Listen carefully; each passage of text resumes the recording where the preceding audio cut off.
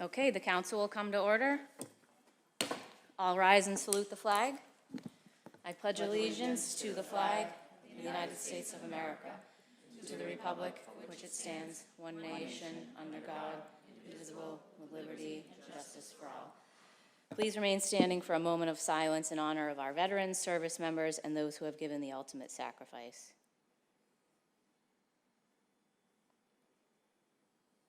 I'll now recognize Councilor Taylor for an additional moment of silence. Councilor Taylor. Thank you, Council President.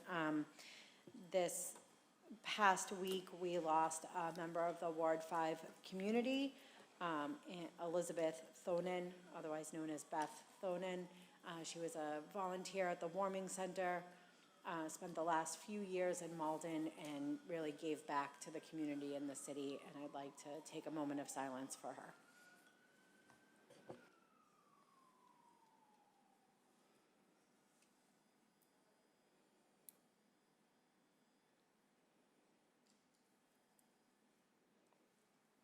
Thank you. Now, in recognition of Indigenous Peoples Day this week, I will now read our land acknowledgement.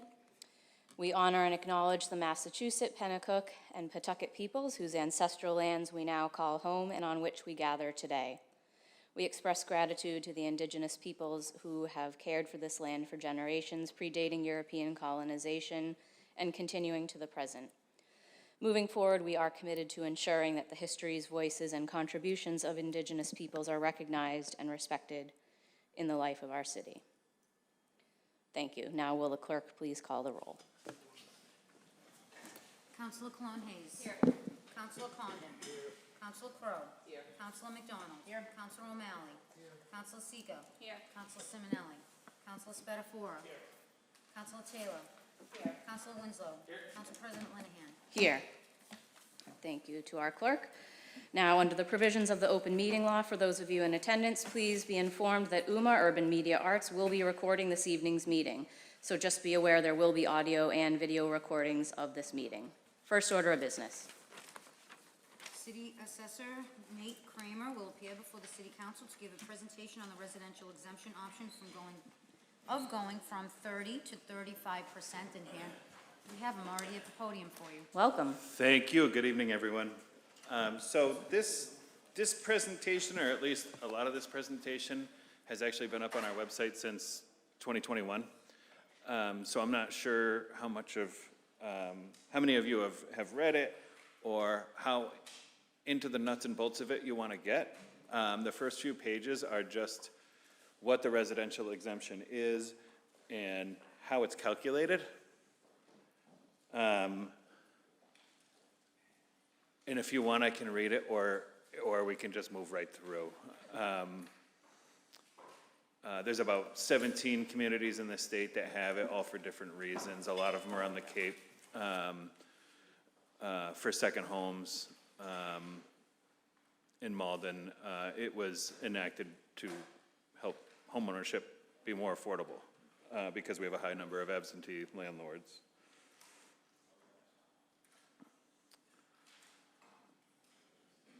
One thing a lot of people don't understand with the residential exemption, that it stays in the residential class. So we're not raising, we're not discounting our levy. We're still raising the same amount of money. It's just that the values are shifted only within the residential class. So this doesn't affect commercial or industrial real estate at all, or personal property.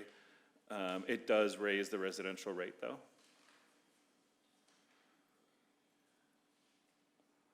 And this is how it's calculated.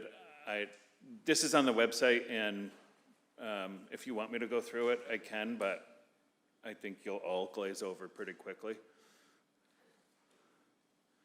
But these next couple of slides will illustrate what these numbers mean. So this slide just shows, it's a comparison for owner-occupied properties. If we were to go from 30% to 35%, what it would look like. And basically, I guess the important numbers for us to be looking at are those green and red ones. So right now with a 30%, and these are using ballpark fiscal 25 numbers and also fiscal 25 tax rates.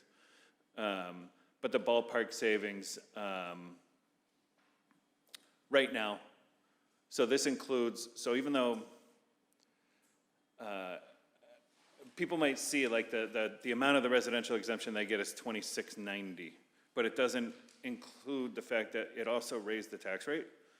So that number you see, the 2003, is what the actual savings are for, so property one is a $500,000 house. Their actual savings is $2,000 on their tax bill. Property two being $1 million. As the value goes up, the benefit diminishes. And then after a certain point, it just goes, people are just paying more. So property three being around the break-even point, they're paying around $1,600 more. And properties around 1.5 million are paying around 2,000 more. I believe last year for the fiscal 25 classification, there were only around 8 single-family homes that fell above that. So there's a very minimal number of owner-occupied dwellings that fall above that threshold. Now, if we were to increase it from 30 to 35, look at the lower part of that graph, those actual savings go from 2003 to 2442, 1353 to 1667, whereas those higher value properties that are paying more, 1619 to 1837, 2040 to 2325. So then for non-owner occupied properties, this is how it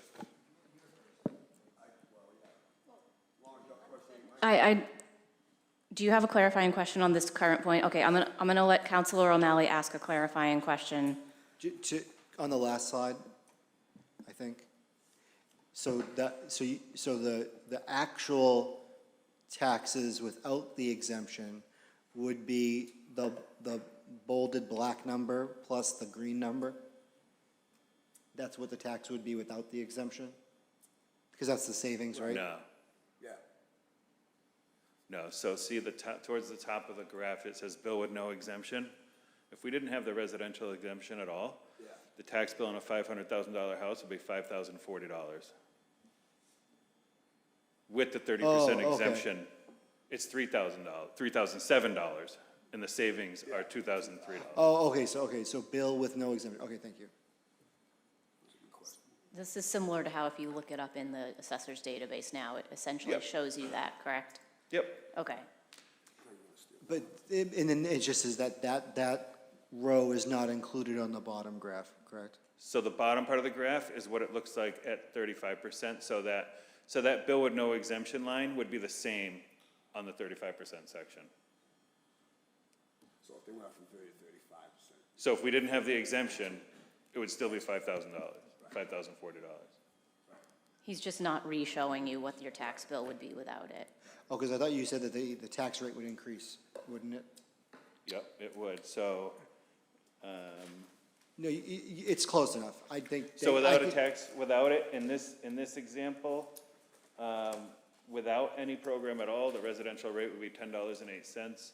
At 30%, it's $11.44, and I believe at 35%, it's $11.64. Okay, thank you. So Councilor O'Malley, I think, are you good? Or did, Yeah, I'm pointing out the row did help. okay. Thanks. I think that is an important point, though, for the public. I think, just to underscore that, so I think if there's no exemption, everybody's rate is the same. Everybody's rate per thousand is the same. Is that what you're saying? On the residential side. On the residential, so not your literal bill. I just want to make that clear, because Councilor O'Malley was asking why that row of your individual bill disappeared, but what you're saying is that without an exemption, that rate per thousand goes the same for everybody. On the residential On the side, yeah. residential, okay, Yeah. got it. Yeah. Sorry to interrupt you, please continue. That also includes a shift. So So that residential rate with no exemption includes the shift. So if we had a single tax rate across the board, residential, commercial, everything was one tax rate, we'd be, I think, sub $9. Got it.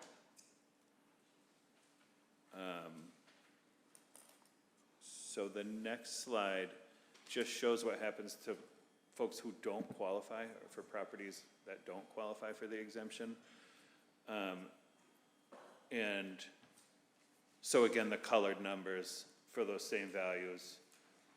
A $500,000 house that's non-owner occupied or for whatever reason doesn't qualify for the exemption is paying $680 more. Where if we were to go up to 35%, it would be $775 more. And so on down the line. Does everybody follow that?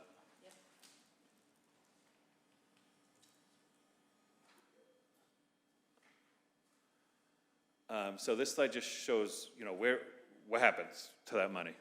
So everybody's tax bills are lower. Where does that money go? Or who picks it up? Because we're still collecting the same amount of money. It shifts to the higher value properties. So this is what happens to their bills. So on a $25 million property, their bill on the residential side would be $252,000.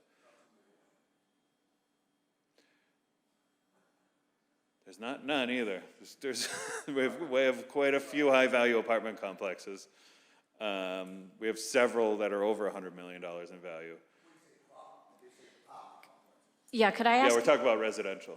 Since we are talking about residential, I wanted to make sure you did mention this point that we were talking about as we were preparing the presentation, because I think the public may not understand that the large apartment complexes are not businesses. And that this, if I'm understanding what you were explaining to me, Councilor Simonelli, I'll get to you in a moment, that what you were explaining to me is that shifting this is a way of pushing that tax burden to the larger apartment complexes, which currently essentially are taxed the same way as single-family homeowners now. Yep. So Granada Highlands pays the same tax rate as a single-family homeowner. It's the residential rate. Their bill is a lot larger, obviously. They have 919 units. I think they're over 200 million in value. But yeah, so they pay that rate. So one thing that the residential exemption does is it helps alleviate some of that cost for the lower value properties, and it puts it on the higher value properties. And since they are valued at the residential rate and not the commercial rate, which is done the same statewide, and that's been that way forever, I guess it's the closest thing we can get to actually saying, okay, we're taxing these large apartment complexes more than regular owner-occupied dwellings. Because essentially we are. So you can see, for a $25 million property, at a 30% exemption, they're paying $35,000 more. And at 35%, they're paying what, 40, 50, 40-something thousand more. And all the way up to, so if it's a $100 million property, their tax bill is $1 million a year with no exemption, 1.14 with 30, or 1.16 at 35. So they do, those higher value properties really do pay quite a bit more with the exemption. Thank you. Any other questions on that? If councilors would indulge me, I'd actually like to give Councilor Spatafora a chance to speak because he docketed Nate coming before us, and then I'll take other questions. I appreciate that. Thank you, Nate. Thank you, Madam President. I appreciate it. The first thing is I would say, hopefully third time is a charm. We've tried to do this, I think, 3 years since I've been a councilor. I think, so the first question I have is how many cities right now currently have 35? Is it 3? It's One, as far as some I of know. them? I think just some of them. I thought Boston had it too, but that's, Boston might. It's been a crazy couple weeks. Okay, fair so enough. I just haven't had a chance to dig into it, but fair enough. I know Somerville definitely does. I know Everett's at 25, but Everett's also A little different. what, 60% residential? Yeah, I would just say to my colleagues, listen, at the end of the day, I know we all realize that we're all gonna pay more. That's, I think, one of the challenges in the past was, it does affect the renters. We all know what's coming down the pipeline, no matter what we do, is gonna affect the renters and certainly the homeowners. I think the way Nate explained it was, this is a good ballast for us. Right now, we don't have a commercial tax base to kind of pass on this levy. I look at this as a way to have like an artificial pass off to the commercial tax base, which are large apartment houses, which we can't change that, right? I've said it 1,000 times up here. That's a state decision that they should have, apartments over 25 or even 15 should be taxed at a commercial rate. We can't do that. This is a way we can do it. I think it's also important that we're really gonna help the lower value homeowners reap the benefits of this, and where the houses that are assessed the most are actually gonna pay more. I mean, this is literally robbing Peter to pay Paul, but it gives the people, I think, really need that additional savings in any year, but especially maybe this year or the couple of years, the ability to at least have some savings. And the one with those, and the people that have those houses that are assessed at a higher value, they're gonna pay more. And I just think at this time, it would really be a misjustice, I think, to the residents, especially the homeowners, which we try to protect. And we've all talked about ways to incentivize that, and we've also talked about ways to charge more money to absentee landlords and more money to the landlords that are running bad property owners. This is a way I think we can do that. It sends a message.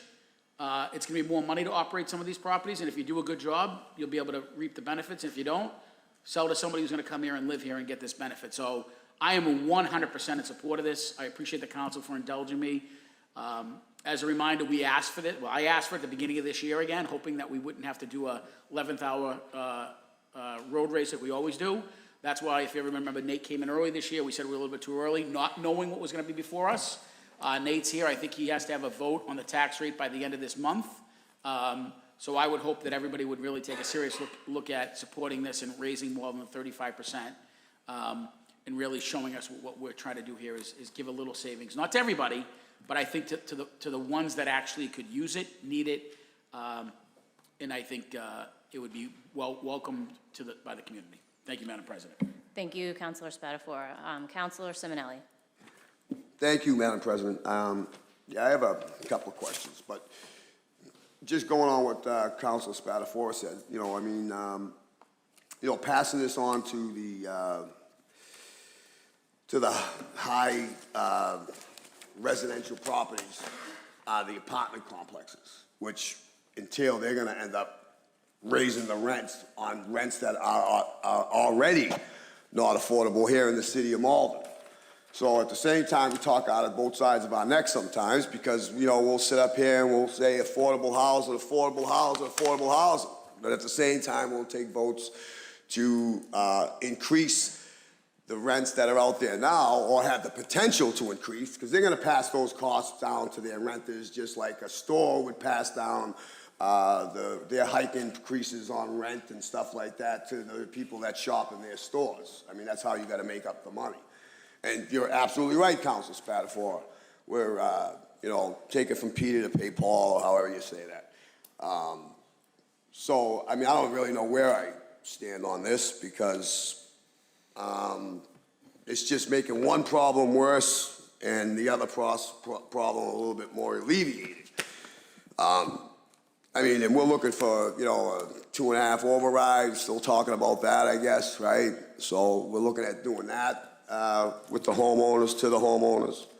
I haven't heard anybody talk about any cutting or any looking at where we can cut some fat, if there is any fat. I don't know. I'm saying look into. I know that's your committee.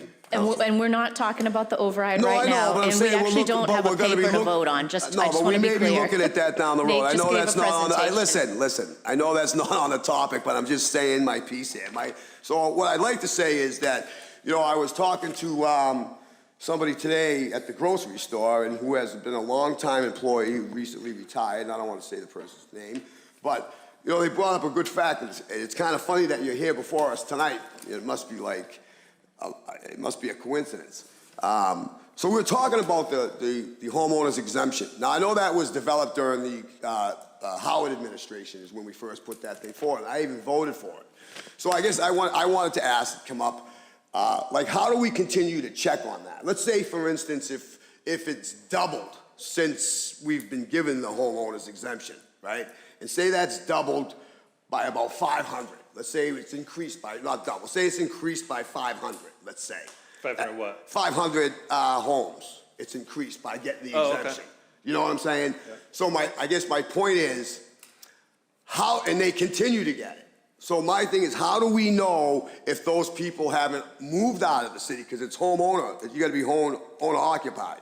So how do we know, who checks to see if those people have moved out of the city and we're still giving this exemption and meanwhile they're renting it out? You know, is there somebody that checks on that from the assessor's office from time to time? Or is that something we could look, because I'm looking at like, so we kind of did the figures a little bit. So say the average is $2,000. Say it increased, you know, or doubled since we put that into effect during the Howard administration. It's been like over 20 years, right? And let's say 500 of those are no longer owner occupied. That's potentially $1 million that we would get back because we wouldn't have to give it out if it's been rented out and not sold. You know what I'm saying? So do we have somebody that checks on that? How does that process work? Office. Huh? The assessor's office. How do they do that? Yeah, so we do about 500 a year where we remove people and make them reapply. And anytime somebody puts their property into a trust, we remove it and they have to reapply so we can make sure they're still living there. Okay. It's not a perfect thing. There are people that, Right. and it's more common with multifamily homes. We don't know if they moved. Right. But also we work closely with other departments, the building department, So it would planning, behoove us to kind the of, health department, they do inspections, hey, the owner doesn't there, and they let us know. We Right. work with a lot of different departments on that, so Right. it's absolutely not perfect, but we think we do a pretty good job. no, and I'm sure you do. I'm just saying it would behoove us though to make sure that we're doing a There's not better than there's average not job if we're heading into some troubled waters financially down the There road. definitely aren't 500. All right, I'm just using for examples, just numbers, but I'm just saying if we could come up with something to see what that average is so we know, so we get an idea of, Well, we wouldn't know, that's why that's why it's not perfect. no, but I mean, again, so maybe we need to try and get together on it to try and make it somewhat perfect. What do you think? Maybe? Well, we don't know. If somebody's living in a two-family house and they buy a house in a different town Let's say that they move France, because into, this lady says she's got 4 on her street we alone. don't know. We don't know because their deed doesn't change. There's nothing No, about I that know. property You that can't check changes. it that way, but can we check it like cross-reference with the census? Can we cross-reference it with inspectional services to see if, you know, because there's supposed to be an inspection done too if people rent out their apartments, correct? Probably by the health department. That's why they inform us. Yes, so I'm just saying, with those entities, maybe, you know, we can find 100 people that are getting the tax exemption of $2,000 a year that shouldn't be. Counselor Simonelli, I'm going to recognize our clerk to add some All right, context sure. to answer Yeah, your yeah. question. Thank you, Madam That's President. fine. I just wanted to offer a point of information that Assessor Kramer's office does check in with the city clerk's office anytime somebody comes newly on board with this exemption. Okay. They come over and we run their application through the census to make Yeah. sure that they are listed as a resident at that address. So you do that, okay. We do that, All yeah. right, okay, that's fine. That's fine. But I'm just saying, I think that, you know, since we had that conversation early today and you're here tonight, you know, it's just. Unfortunately, we're trying to save money. Yeah, no, I Doing what got you're it. doing, it would require another body. So you don't have anybody in the office that does that now? No, we all work on it. We do exactly what I explained. Yeah. So why would If you need to want hire us somebody else? Start driving around and actually, short of knocking on doors and asking if they're the owner. No, but did I suggest that? Did I say that? No, but that's not what I that's said the though. other- But that's not what I said. Counselor I asked- Simonelli, No, I think, wait a minute. I asked if there was a Counselor way Simonelli, he has that we could answered do your it. question. He has answered Well, your he's answered question. my question with another question. So I'm just asking him if there's a way that we can look at that with the current staff that you have now and try and make it a little bit better to see maybe people that shouldn't be getting it are getting it. Sure. That's all I'm asking. Thank you. Thank you. Thank you. Counselor Cologne Hayes. Thank you very much. Thank you. I know we spoke earlier, and I said I was going to ask the same questions out here so everybody else could hear them. I'm struggling with this because a few things. Obviously, I love to give breaks, tax breaks to homeowners and people who owner occupied. But Malden is such a huge city of renters, and I'm really concerned about if we do shift, right, the tax, and this goes to leaning on more businesses. One concern is, we already have a lot of vacant businesses here already. Would that, and these are just questions. It could be yes or no, but, I'm sorry, can you back up? yep. I, The So we're- shift to apartments, let me stick with apartments Yeah. first, and then we'll go to the businesses. Yeah. So the shift from the tax exemption from homeowners, and then it goes to like larger apartments. This is a question, because you just had talked about. Yeah. Yeah, the apartments. So would that affect like big landlords with big apartment buildings here increase? And do you think that they would pass down that increase to the renters here who are already struggling? I think they could try, but it's a market-based business. They're not gonna Okay. be able to just raise the rent dollar for dollar to try to recoup that loss. They're gonna end up losing tenants. I don't think that would be realized. Okay, so you're thinking that, I get that, and we talked about this earlier, that I know that there are properties in here who have gone and raised rents extremely high in our city, and people have gone out and marched and protested against it. So I'm not completely sold on that, but I do understand what you're saying. So anyone listening, I just wanted to be clear that, and that's a good answer. Like, it's a possibility, we don't know what people are gonna do, Right. but based on what you just said, we're hoping they're not going to do that. And then the other is businesses. So if we're gonna shift our taxes from us, and then businesses will be taxed more, do you think that will, people might question coming to Malden because, they're taxing businesses more? Again, I'm That's just where you lie. putting it So out there for This questions. doesn't have anything to do with commercial Commercial industrial. business. Okay, It's just residential. thank you so much. That actually is a very quick answer. Thank you. Okay. Just to repeat the question, can you clarify the shift, the residential, commercial shift? Yeah. Yeah. It is, yes. So what we're talking about tonight is the residential exemption. The other term that you're hearing, shift, Yes. that's where we shift the burden from residential to commercial. And we do that historically to the maximum allowable amount that we can. Right now, we're currently, I think for fiscal '25, we are at 1.74, and the max is 1.75. Okay. So going back to one of the earlier slides, what that does is it's a split tax rate. So it lowers the residential rate, raises the commercial rate. If we were to have a single tax rate all across the board for, I don't think I need it much longer anyway. Whoopsie. So I think our tax rate would be sub $9. Okay.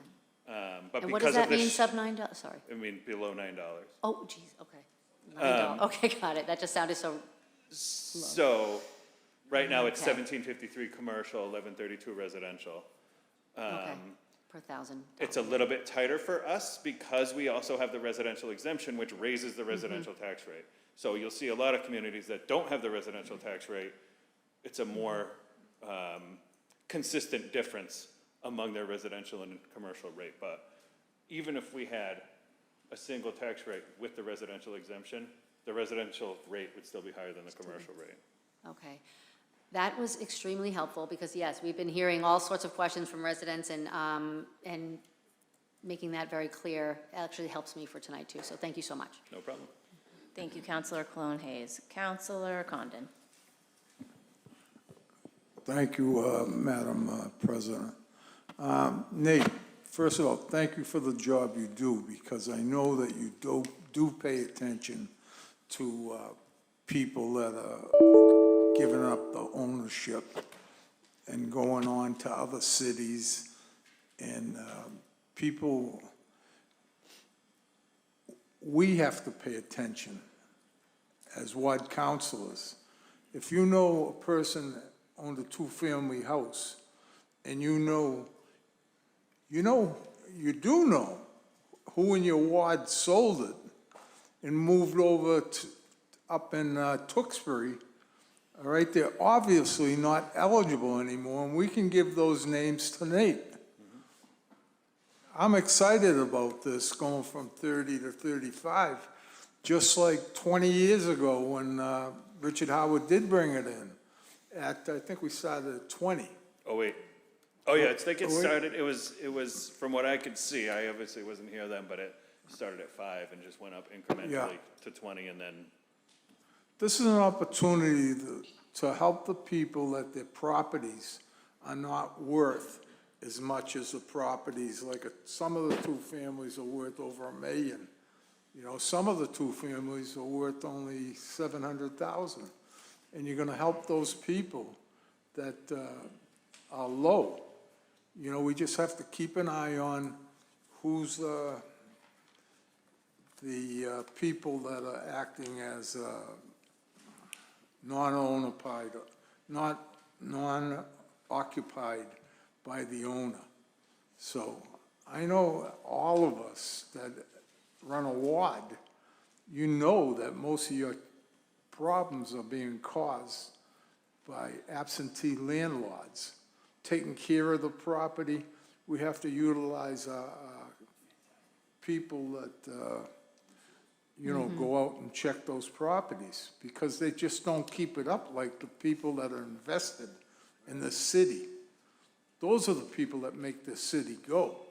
So I'm very excited about this, and I intend on supporting it and try to get it up to 40. But 35. can't do that yet, but looking around, I know I remember at least 4 of you who have called at least once Yeah. to report, like that person doesn't live there. Yeah. Okay, the that's past all I year. have to say. I'm excited about supporting this. Thank you, Counselor Condon. Yeah, just for clarity, this is just fact-finding tonight. Nate's kind enough to come in and give a presentation at Counselor Spatafora and I's request.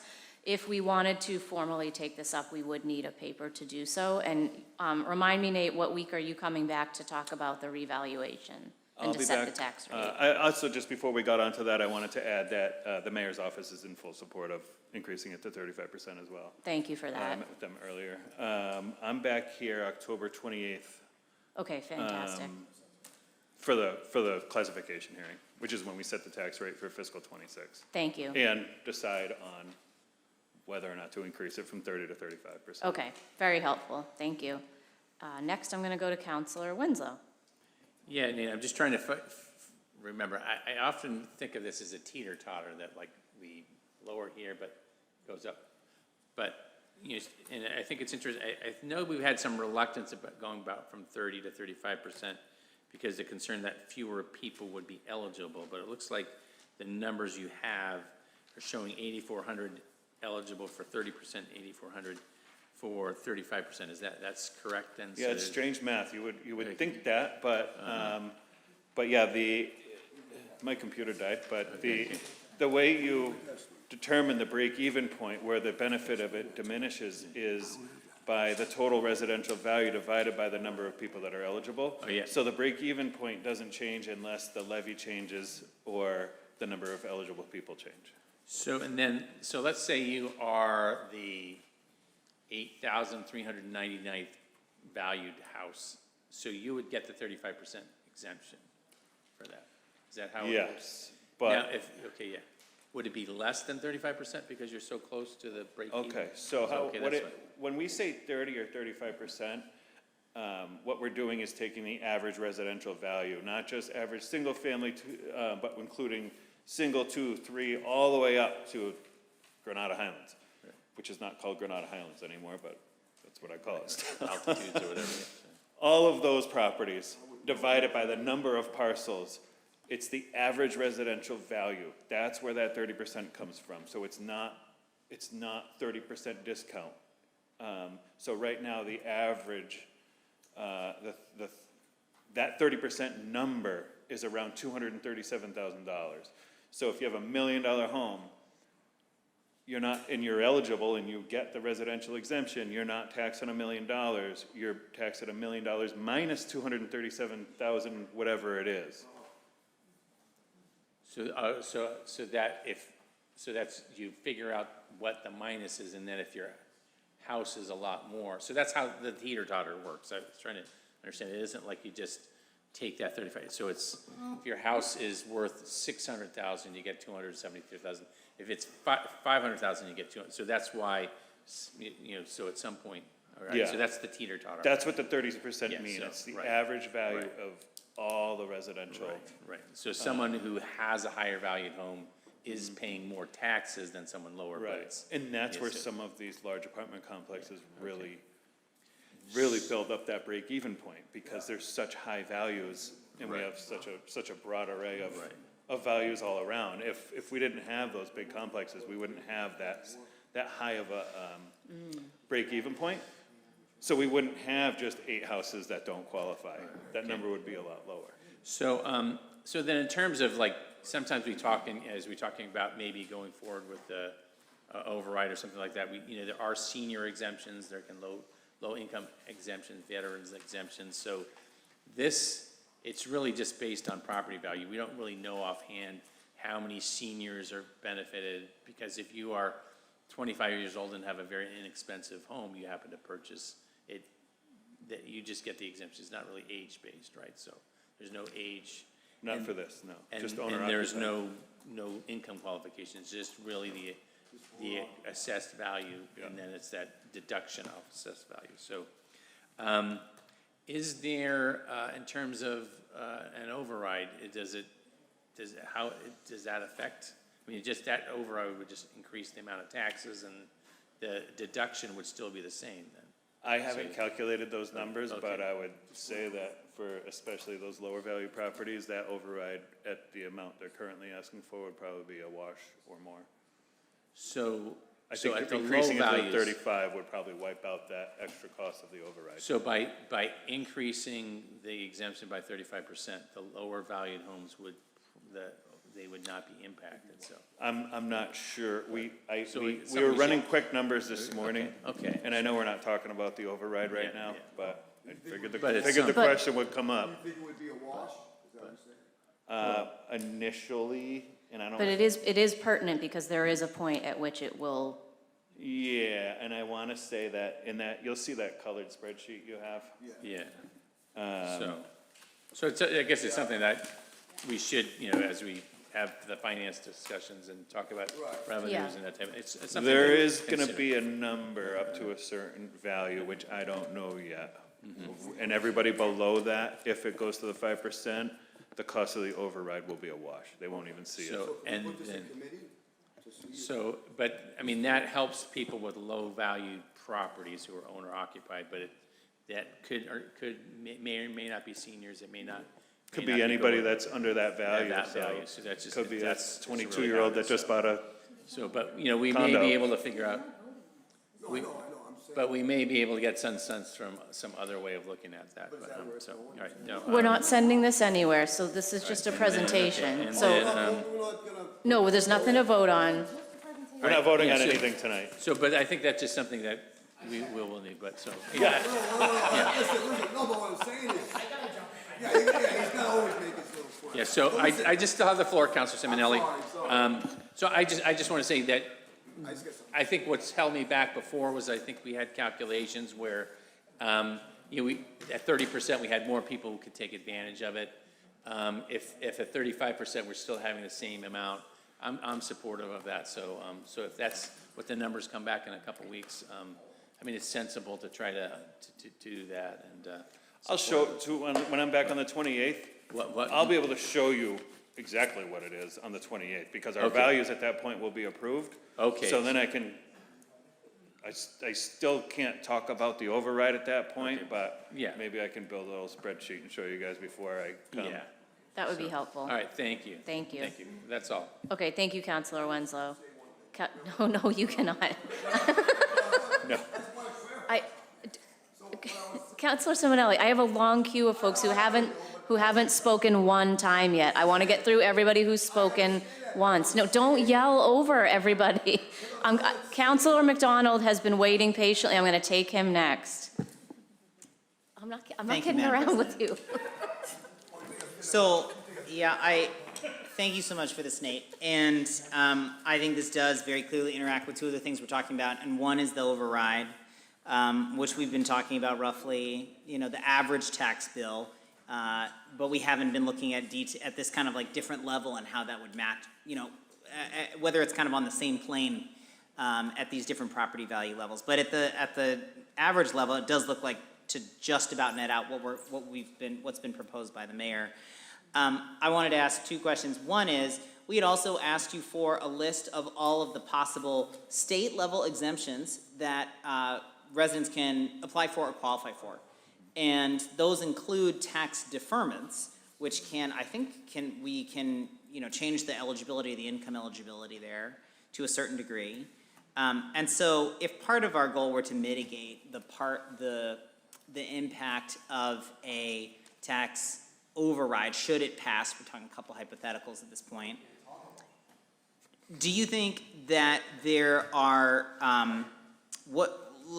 is this the most direct or focused way to do that, or some of these other programs, would they allow us to be more focused in how we would try to go about doing that? I think the residential exemption is the absolute best and biggest thing we have going right now. There are other things we could be doing. So, like, for instance, a lot of the statutory exemptions, especially seniors and deferments. Deferments are one thing, but like our senior exemption at $175, the hoops that people have to jump to get that is, in my mind, ridiculous. They have to show bank information. We have to see all their assets, their income, and it's just the amount of work they have to go through for $175 off. A lot of times we show them what the residential exemption is that they're already getting, and they're like, oh, forget it, we're not doing all this paperwork, which, not to discourage them, but just trying to save them a couple hours of work. Yeah. I think the second biggest one, that one, the residential exemption, I think is the single biggest one that anybody in the state can offer, and I think Malden's a perfect place for it. Second to that would be the senior circuit breaker, which only one community has both the residential exemption and the senior circuit breaker. It's in Concord, and I think that was a one and done thing. I think they voted it in last year and they got rid of it right away because it's just too much work. Too complicated, okay.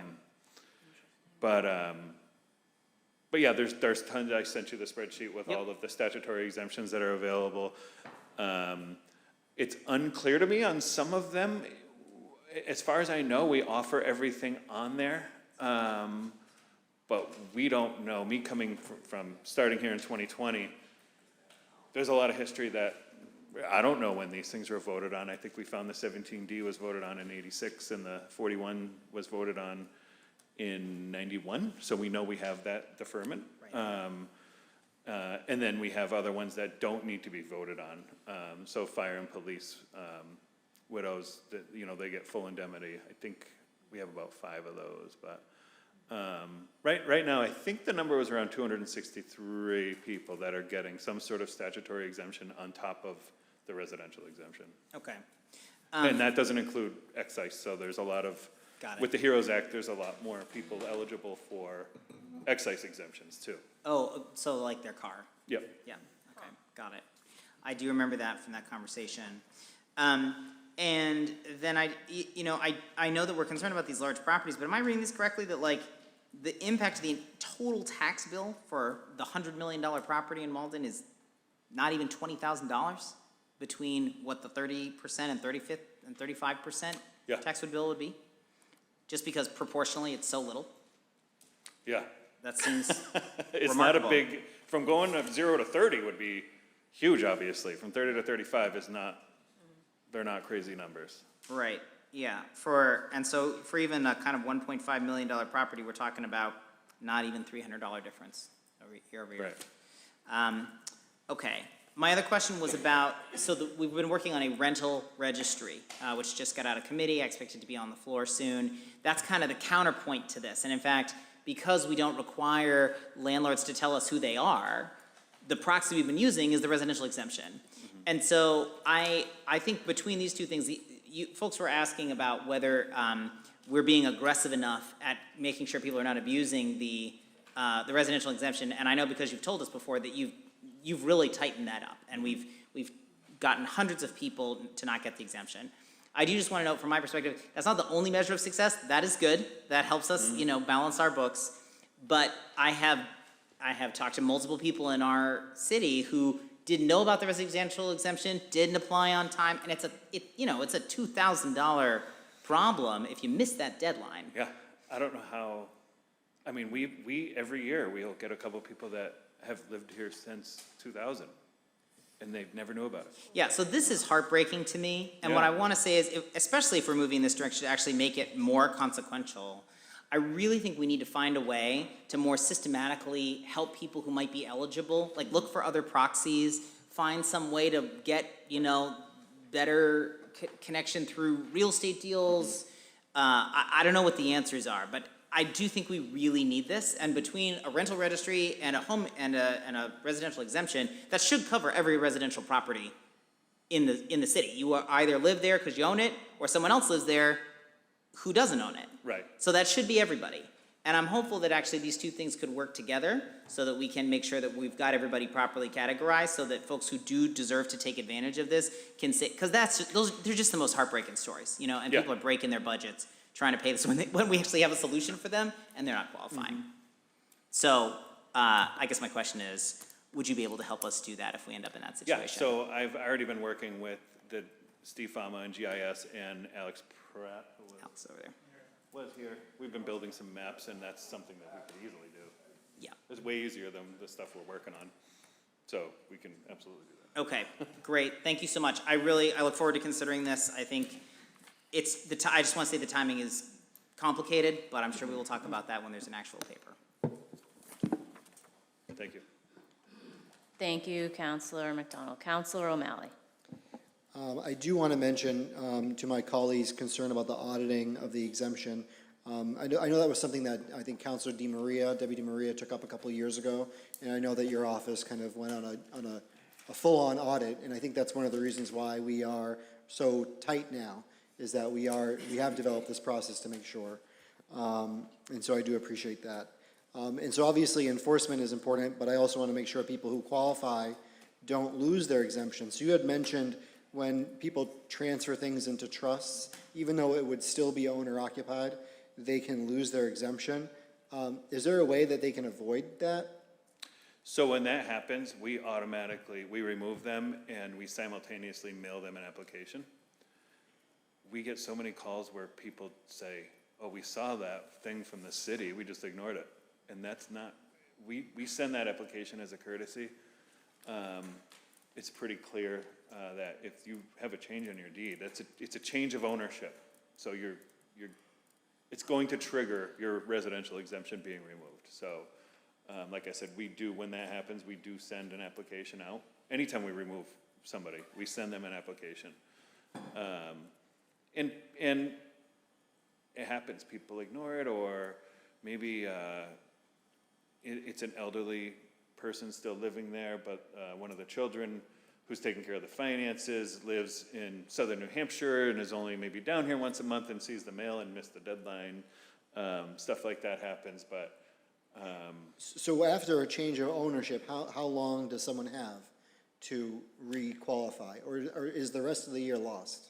Nope, so within the fiscal year, so for instance, right now we're in fiscal 26, so anybody whose property changed in calendar 24 got removed. So this year there's 391 people who got removed and when we sent them applications. It's something that we're working on right now. I think there were about 116 that didn't get back to us, so we're resending them. Okay. Which is not, well, again, we do it as a courtesy and costs the city money too. So it's one of those double-edged swords. We're like, we don't want to see people lose this, but we have a feeling they're still there. Let's try it again. So people don't have the time when they're making these decisions. They just need to reapply immediately. Yeah, and I think that's something that just a lot of people don't know about because it's so rare. Having only 17 communities, so if they're having an attorney do the trust, they might not even know the that Malden has the residential exemption, so they don't know to explain to them that they need to reapply. So it's really on us, or, we get it out there in social media every once in a while too, just reminding people to apply. People can apply from July 1st to April 1st of the following year. We like to get them in earlier, the earlier the better. before setting the tax rate is best. Because anything after that that money comes right out of our overlay.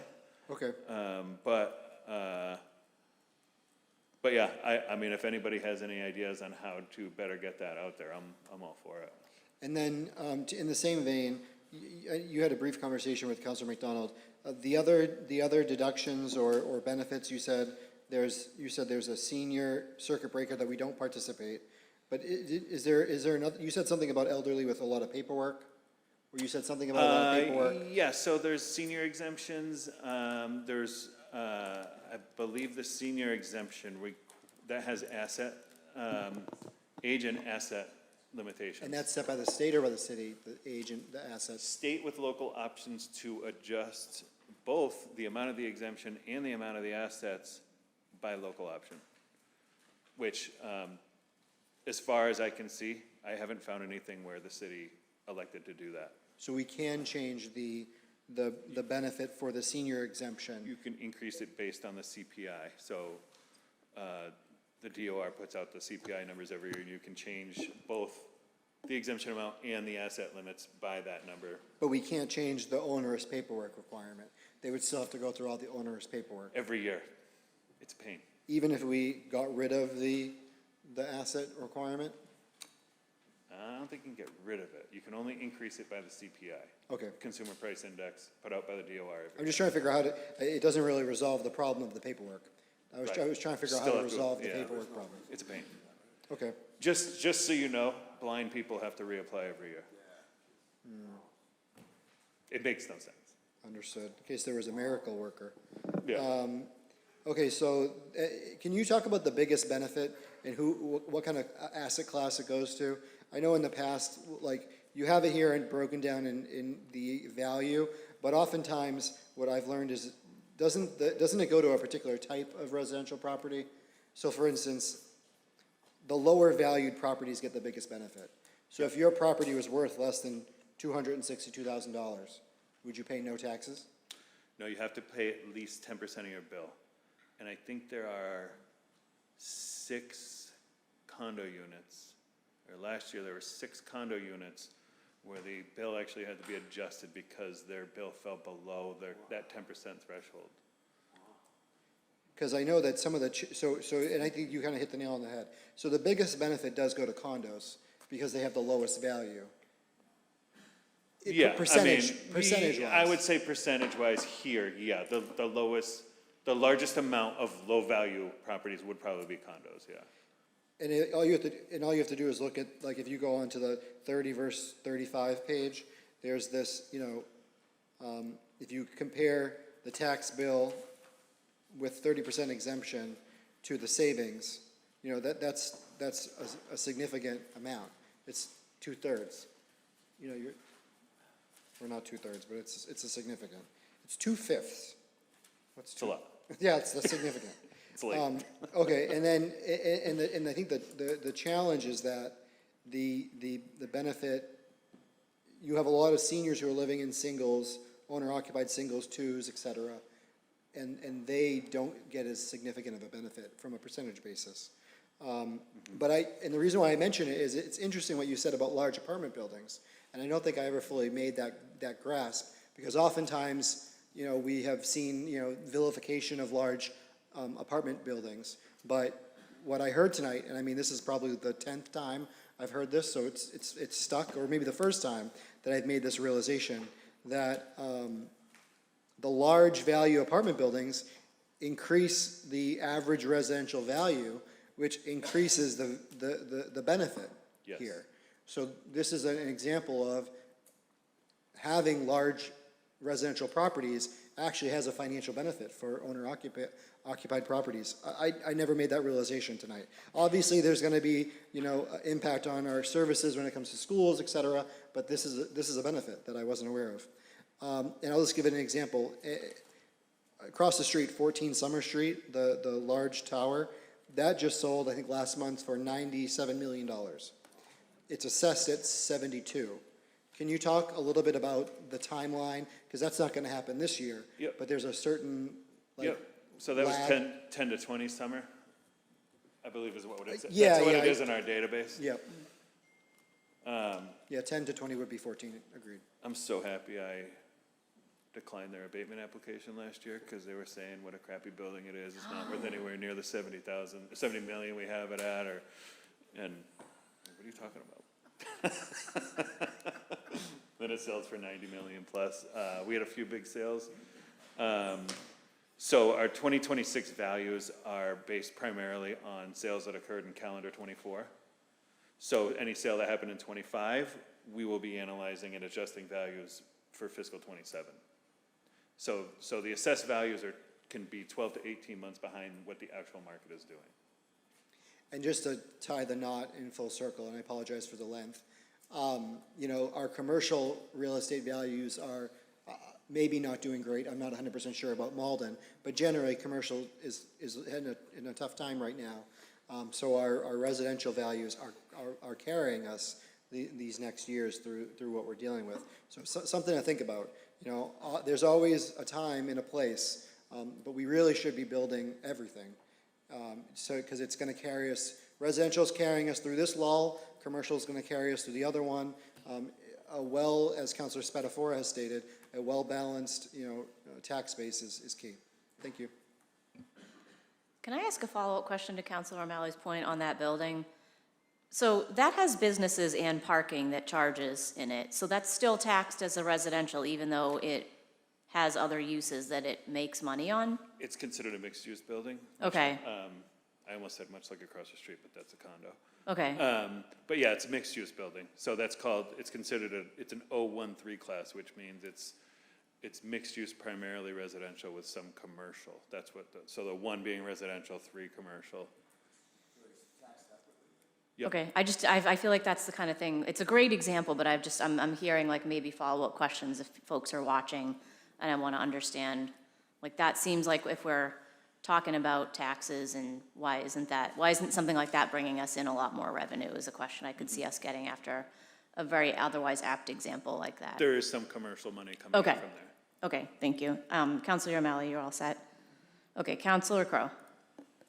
Thank you. I'll be brief. I know next week we have a finance committee meeting, and we're not talking about the override.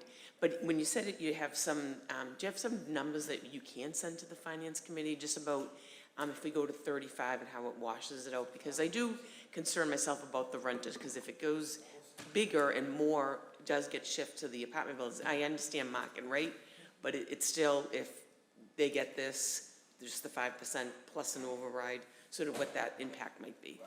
So we just finished our public disclosure Okay. to finalize our fiscal '26 values. Right now, we're working on new growth, and I would think next week, I'm gonna be plugging those numbers into the gateway system to DOR. And at that point, I'll really be able to tell, all right, here's what Right. Just the some new average sense of it value as is, here's what the new break even, here's what the new Right. tax rates are gonna be, and what the new residential tax exemption amount's gonna be. And hopefully I'll have time to throw together a spread. When's that meeting, Tuesday? It can be just kind of rough, but at I'll least try to give you get some you, sense. I can't get you actual numbers, but I Right. can, I mean, that spreadsheet that you have might be helpful. But I can see also if I can It can be maybe very add in rough. what it would look like with the proposed override. Right. Just to Again, hypotheticals, but just to Yeah. kind of have a better sense of where things are. Thank I'm you. gonna write that down. You're all set, Councilor Crowe? Okay, yes, Councilor Simonelli. Thank you, Madam For the President. second time. Yes, yeah, I know. Listen, that's all I was trying to say before Councilor Spatafora made his wisecrack, that I think if we're talking about doing 30 to 35, like Councilor Crowe has said, and we're also talking about the 2.5 that we don't want to talk about tonight, we should probably have all that in committee so we can see what these numbers look like. It's almost like putting the cart before the horse. That way it'll give us all a general senses of what we're going to be looking at for our constituency down the road. If in fact this override does happen, what happens to this 30 to 35%, which you kind of said tonight a little bit was like a wash. So that's all I was trying to say. Not that there was a vote on this tonight, but saying that maybe we should take something. I don't know if we have to have a paper on it or if we can just do it. And maybe this is a question for the clerk. Do we need a paper on it, or can we send this to committee to go along with Councilor McDonald's, Finance Committee that he's working on so diligently on the 2.5%. That's all I'm Council asking. Simonelli, I believe there's going to be a hearing on setting the tax rate and whether or not we're going to increase this from 30 to 35% on the night of the 28th. Am I correct? Yep. So in 2 weeks from tonight, this will be coming back to us again in the form of a paper. From his Yes. It's when we set our tax rate. It's when and we vote set our on tax the rate. Exemption. It's important enough for us to send it in so we can start taking action on it right away with Councilor McDonald's committee? Well, as of right now, there's no paper to send anywhere. So we do need a paper to send that into committee. Right. We can't do it on But the floor tonight. Between Council Crow's request, Yeah. and what she just asked Yeah. Assessor Kramer. Yeah. I think that what you're asking for will find its way into Okay, finance. okay, fair enough, And then we won't be voting fair until enough. 2 weeks. So that's what I was trying to say there, Councilor Spatafora. Okay, I'm going to let Councilor McDonald respond as well. Yeah, just very quickly, I am sure we will need to meet on the 28th in finance regardless. I encourage you to join us, Councilor Simonelli. We had a great conversation about potential areas to cut just before this meeting. I'd love to come in, I was just trying to give you. Yep, so I think, Nate, if we can't get it by next Tuesday, then I'm sure we will meet on the 28th and be able to review that and its interaction with the potential, override consideration prior to the council then voting on that in the full council meeting. Okay. All right, Yeah, I'll do my if that best. works for you. Okay, Yeah. thank you. Thank you, Councilor McDonald. Councilor Spatafora. Yeah, I would be quick. So I think we have to put, so this is the first thing. I think I will put a formal paper in, refer to finance to increase the tax rate, to look at possibility of increasing the tax rate to 35, no, and then it's gonna come back, right? There's no paper that, that we can talk on the floor in 2 weeks. There's no paper. Is there- time to do that. Isn't that the paper that you're bringing forward? The classification hearing is October 28th. But that's when- gonna happen anyways. That's not a paper. We have to do that regardless. That's when we decide though on whether or not to increase the residential exemption. This question is usually always a part of that It same is. paper that sets the tax rate. The paper says that we will set the tax rate at X, and if we will increase the residential to 35. That's part of the same paper, is it not? Same thing. Well, that's what we're doing now. That's what we're. All right, if we don't have to, no, I don't want to send it to committee. I just want to formally make sure that we can vote on that at We'll that be tax talking rate, about because it. that's our last chance. That's the first thing to say. The second thing I would just say is, to my councilors, I understand we always concerned about renters. We should also be concerned about all property owners, residential. You can't have it both ways, everybody. We can't say we're gonna do an override and not worry about the renters, but now you want to give the homeowner something and you want it about the renters. This is what I would just say. It is supply and demand, right? I own some investment property. You can't charge $3,300 in Malden. You can do it in Cambridge. You can do it in Somerville. You can do it in Medford. That's why Malden's always been this place that we have these rents, because the other cities are much more expensive than us, and we've been able to capture that. Oh, you look for an apartment right now, 3 bedrooms, like $3,500. It's more, that's my point. But my other issue here is, using that economics is, if you pay off your house and you have a two-family, do you not charge that tenant market rate? Of course you do. I think this is a small savings for those homeowners that need it. At the end of the day, we all know our property taxes are going up, our water bills are going up, our insurance is going up, and our food's going up. This is a way, I think, that in some cases we can offset, which is good to hear, right? Those people paying this. Now, again, not everybody gets to participate, but I think this council would appreciate we're participating with the lower homeowners, and then the more highly valued houses are paying more. I mean, that is literally, that's how it's gonna work, right? But I think it's important to send that message. We wanna join the ranks there. I'm happy the mayor's office came out and supported this. I'm glad to see that Mayor Christian did. But I would find it really disheartening as a council, the third time we've asked to go up to 5%, understanding economics and understanding, yes, not everybody participates, and then go on to say we're probably gonna have to do an override. That would just be unfair. It would be unfair, and if we can give a little bit of savings, we should, and then, all the other stuff about increasing the commercial tax base, that's for another day. Thank you, Madam President. Thank you, Councilor Spatafora. So, Nate, I guess my question would be, and maybe, Madam Clerk, this is an additional question for you as well. So we do have standard language that we docket this item. does it have to state the existing exemption only? And can we amend that if we want to? Or can we invite Nate to put this proposal to the standard language? Can we put 35% instead of 30? Or do we have to state what the You could existing? change it to 0. I don't think you need to change the language. You can say, we don't want it anymore, and get rid of it completely if you want. I don't think that changes any paper. Doesn't change the language, you just plug the number into. Okay. It's like literally a one-sentence paper. Yeah. Yeah, okay, so we have a solution, we don't need a paper. It is a public is. hearing, and we will have a paper on the Correct. night of the 28th. No, you don't. Okay, I just You want to can go make sure from 0 to 35. we're clear on that. If you want. Or the other way around. Okay.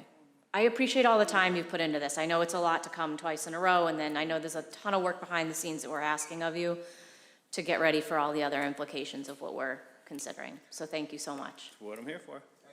Thank you.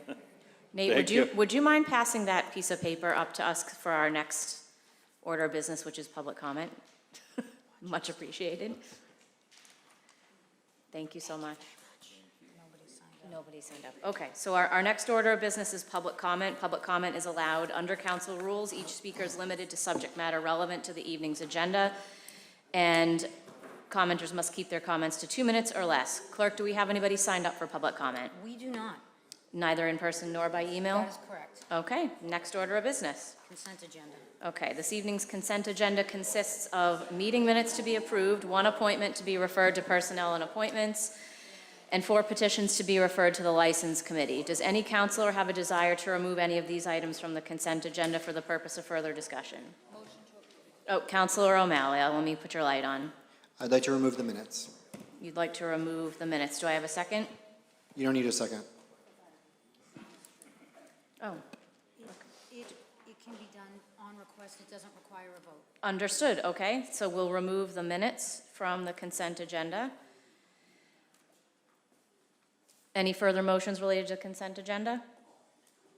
Sika said, made a motion to approve the consent agenda. Okay. Okay. On Councilor Sika's motion to approve the consent agenda, seconded by Councilor Taylor, all in favor? Aye. Okay, the agenda is approved. Next order of business.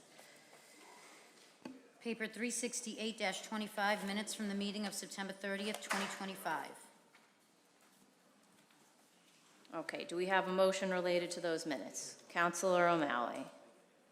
Sorry, go ahead. I just had a question for the clerk. I was wondering, and I don't have any, I'm not opposed to this, but was AI used to generate the summary for these minutes, or?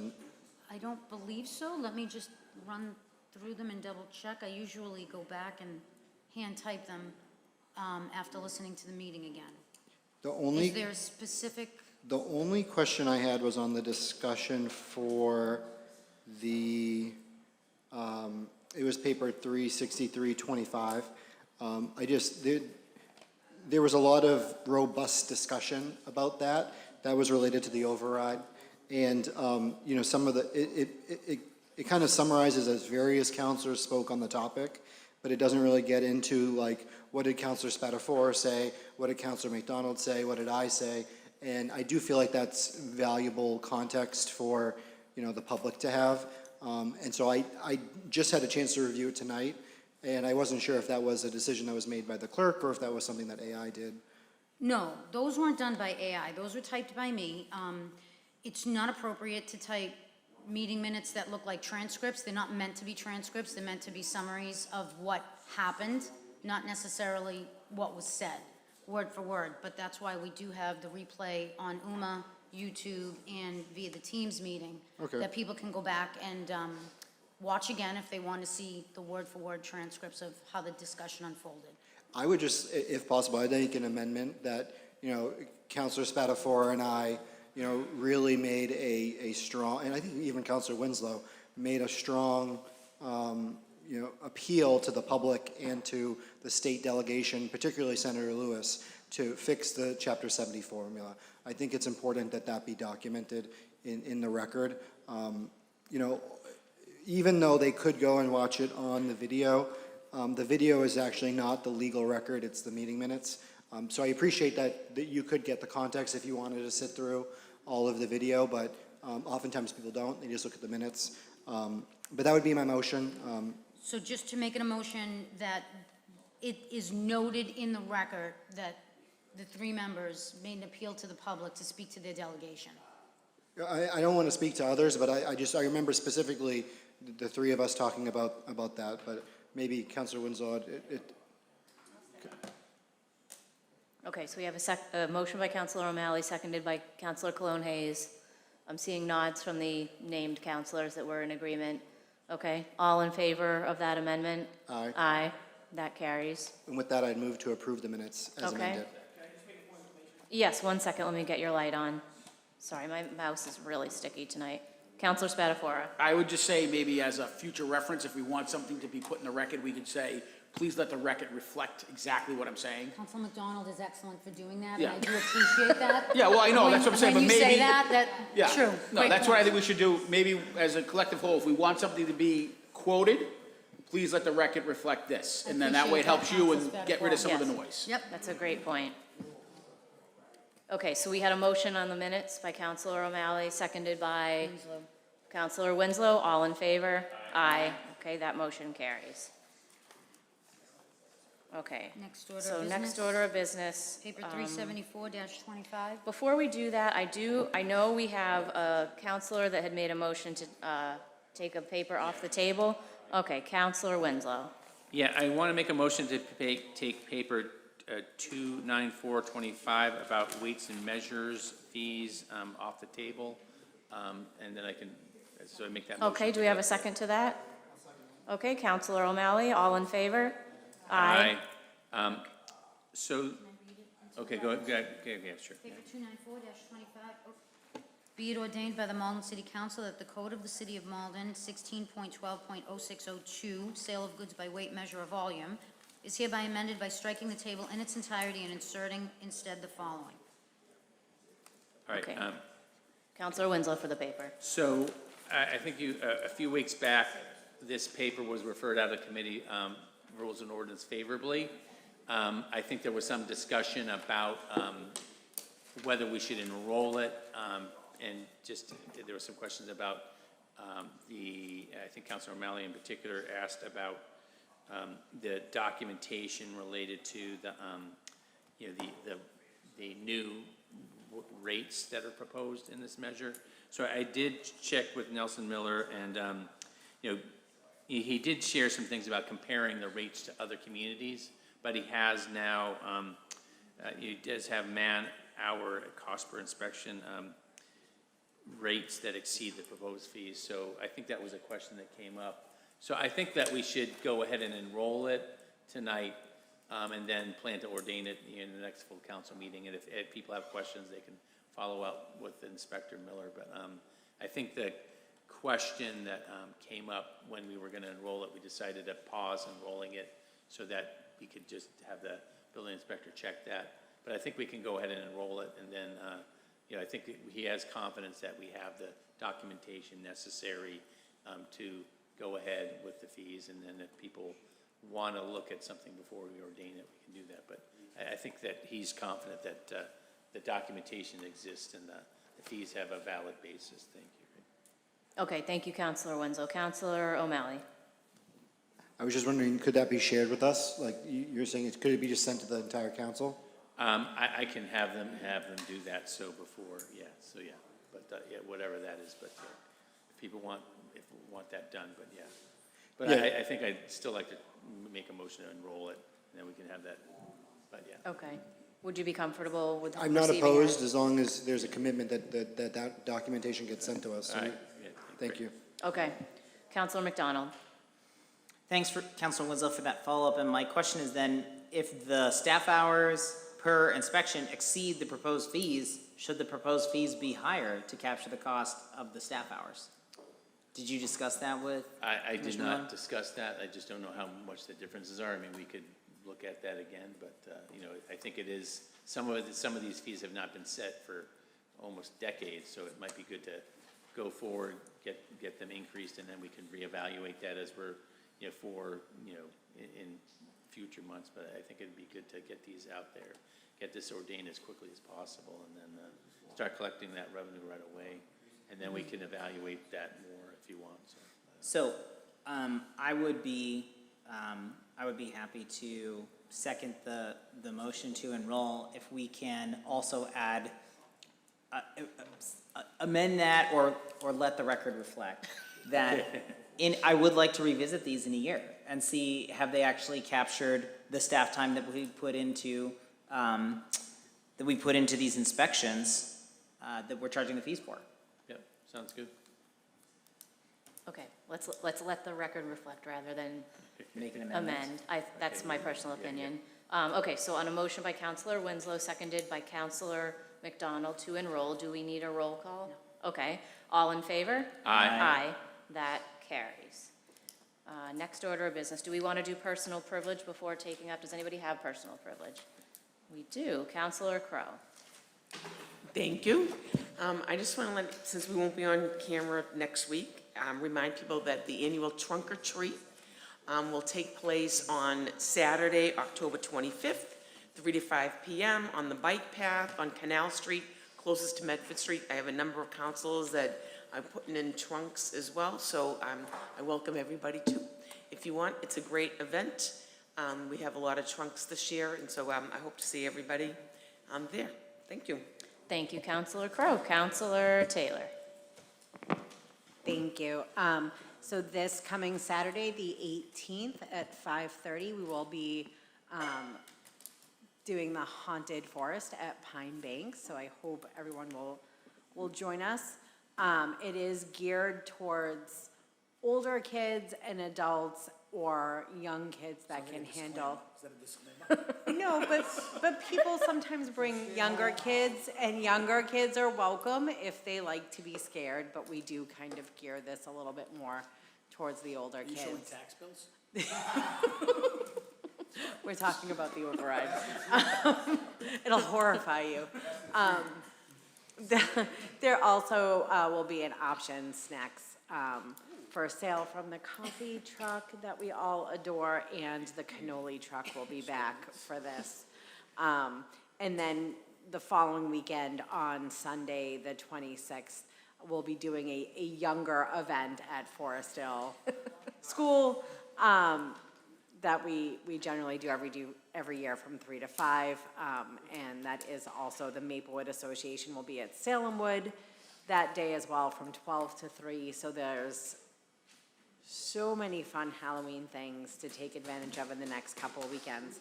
But hopefully we'll see you Saturday at Pine Banks. Thank you, Counselor Taylor. Counselor Winslow. Yeah, so thank you for talking about the Salem Wood Halloween event put on by the Maplewood Association. It is 12 to 3 is the time. I think I mentioned 11 o'clock before, but it is 12 to 3 on Sunday the 26th. So that's a fun time. A lot of gain for the kids that they play some games, win some candy, entertainment and stuff like that. So it's a fun time there. And then I also wanted to mention and congratulate, and I thank all my counselors for signing the commendations for 3 Eagle Scouts, Scott and James Gage and Stephen Lawrence, who are going to be commended at their Eagle ceremony this coming Saturday at the Moose Lodge. So just congratulations to all you, and I will pass these commendations on your behalf. Thank you. Great. Thank you, Counselor Winslow. Counselor McDonald. Thank you. I just wanted to let folks know who did not tune into the Finance Committee meeting just before this meeting that we are continuing discussion of not only a potential override to put on the ballot, but also our overall financial situation and different ways to close our budget gap. And we talked today about ways we've already, the city has already, saved money and reduced our budget obligations by switching our health insurance or seeking to do so, by restructuring our pension payments, and by reducing our debt service over time. And now we're just moving to raise some fees as well, as appropriately done, and we're justified by documentation. And so we're going to be continuing that discussion next week. Next week, we're going to have staff from our building department and strategic planning and community development talk about economic development strategies and what might be possible for building up our tax base in the future. So that's on the docket for next week. And I just encourage folks to continue to tune into that. If you are interested in that, we'll keep trying to make information available, ask all the questions we need to ask, leave no stone unturned, and push out that information. I do just want to note, earlier today, I think this is okay to say, I went to Urban Media Arts, who is reaching out to candidates to invite us to record statements that they can then use, and they're still waiting on all the counselors who want to do that to be able to record your statement, or you don't have to, it's optional, you can just let them know you don't want to do it. But I just said I would remind folks to do that if you would like to do that in their TV studio, so we can get that information to our voters. And then, I wasn't going to, go for it. okay. There's also a second candidate forum this Thursday. If you want to hear more from the candidates, again, sponsored by Urban Media Arts, that is a youth-run forum, and that's at 7 p.m., and it will be live streamed on UMA. So if you want to hear more from the candidates, you can also tune into that. Thank you. Thank you, Councilor McDonald. Councilor O'Malley. I was just checking on what time that forum was. Is it 7 o'clock? Oh, that's why. Okay. Thank you. Okay. You all set? Oh, okay. Councilor Spatafora. Yeah, I just want to thank the Malden Public Safety, the Fire Department, the Police Department, the DPW that came out, a lot of organizations for the Public Safety Day. I know Councilor Sika was not able to make it, but her impact was felt. She loves to throw a party, so a lot of that stuff was already set up before she went away. She asked me how it went. I told her I think it was the largest Public Safety Day we've ever had. So I don't know if it was a combination of, they cut down the number of hours and it was perfect weather, but a big shout out, it was a great event. I don't want to guess number of people, but it was clearly a well-attended meeting. It's good to get the kids and the families involved in that, and get to touch a lot of the equipment, see a lot of things, have food, get pumpkins. So great shout out to that. Certainly want to recognize Council Sika, and looking forward till next year. Thank you. Great. Thank you, Councilor Spatafora. Next order of business. Paper 374-25, order that the City Council will vote whether to go into executive session with legal counsel for the city for the purpose of Exemption 3, Massachusetts General Law, Chapter 30A, Section 21A3, for the purpose of discussing strategy as to possible future litigation related to grants, where such discussion in open meeting may have a detrimental effect on the litigation position of the city, if so declared by the chair, and if so allowed by the body, to admit Marie Louise, Special Assistant to the Mayor, and Alex Pratt, Director of the Office of Strategic Planning and Community Development. Roll call is required. Okay, so citing Exemption 3 of Mass General Law, Section 30A, Section 21A, wherein discussing Paper 374-25 in open meeting would have a detrimental effect on the city's litigating position, I'd be looking for a motion to enter executive session.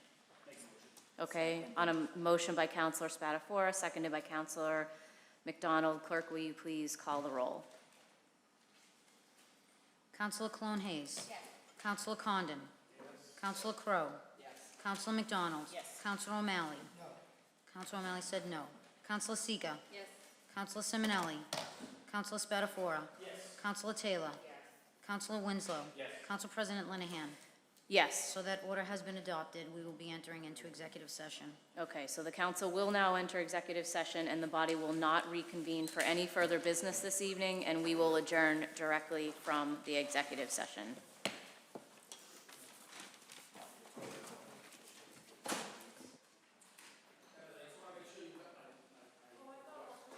Okay.